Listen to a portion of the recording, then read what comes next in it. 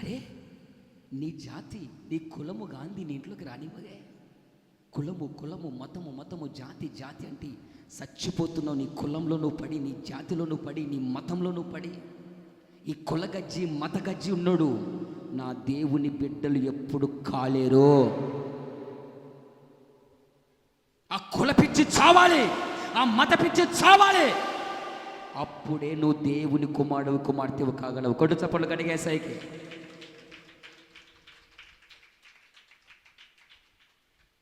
అందుకే మందిరంలో ఈ ప్రస్తావన రాకూడదన్న. ఇక్కడ అందరము కూడా ప్రభు రక్తముతో కడగబడిన వారము. ఆమేన్.